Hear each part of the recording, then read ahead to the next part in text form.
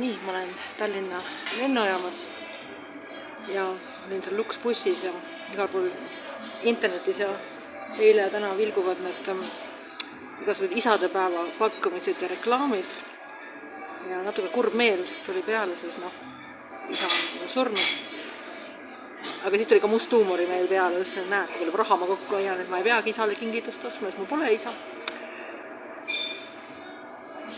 Ja siis ma tulin Tallinna lennujaama ja ma tulin sellest turvakontrollist läbi ja esimest korda elust nagu kõik asjad läksid läbi ilusti ja mind ei võetud sinna sellesse lõhkaine kontrolli, ma mõtlesin, et siis see on ime, tavaliselt ma olen kogu aeg lõhkaine kontrollis ja järsku panin tähele, et üks mis on see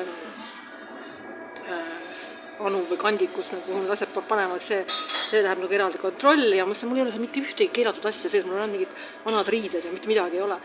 Ja siis teatab mulle see turvainimene või turvamees teatab mulle, et teil on eraldi lõhkaine kontroll ja ta pakib kogu mu koti lahti, ta pärast kõik lukud ka lahti.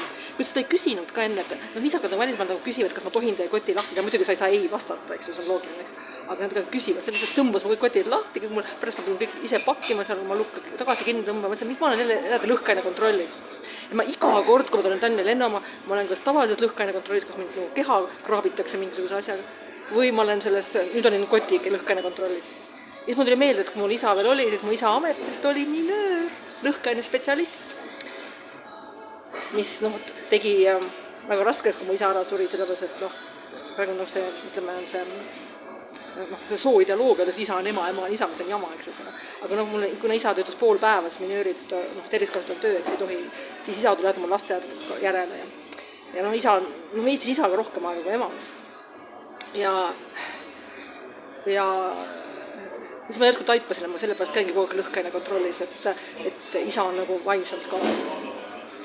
Et ma see sõnum nagu isale, et palun ära saada mitte enam lõhkaine kontrolli, ma käin iga kord, kui ma tahan Tallinna nõuad, ma olen lõhkaine kontrolli. Ja täna oli veel koti lahti pakkimisega. Kus koti on vanad riidanud koti. Just sebra. Õnneks, ma ei tea, kahtlustan kogu aeg, et mu sebra on narkosebra, ma ostsin sebra osta eest ja ma kahtlustan, et ega ta narkootika mu kogemata täis ei ole. See on mingi haige mõte, teeb ei ole. Aga jah, Singapuri märki koos ei lähe, siis ma üles poomise kannustan. Vaat, ja siis nii ma tulin siia baari ja kuna mul oli täna seal luksbussis seal esimeses real, mis on see platvorm vaade, kes on täiesti see maantee vaade, superäge, soovitan, kes ei ole käinud, siis kindlasti soovitan. Siis ma vaatan, olen aastaid vaadanud ühe Mehhiko piloodi neid maandumisvideosi ja ma pole kunagi elus Palomat joonud, mitte kunagi elus. Paloma kohta öeldakse, et turistid, kes käivad Mehhikos joovad margaritas, et kohalikud ei joo kunagi margaritas, et see on turistide jama. No mõnes nagu sangria Hispaanias, et kohalikud kunagi sangriat ei joo, taagi ei ole mingit Tinto de Veranot midagi sellist, eks, või tavalist veini, et sangria teevad turistid. Ja samamoodi Mehhikos, eks, ja margaritas, ma saan aru, joovad turistid, aga kohalikud joovad Palomat öelda. Nii et ma esimest kord elus siis maitsen Paloma, mis on tequila, nii et ma ei tea, ma tuleks väga purjus sellega ma lennukisse lähen. Nii et sebra, maitse ka tequila. Sebra, ma sulle tequila sebra. Okei, olgu.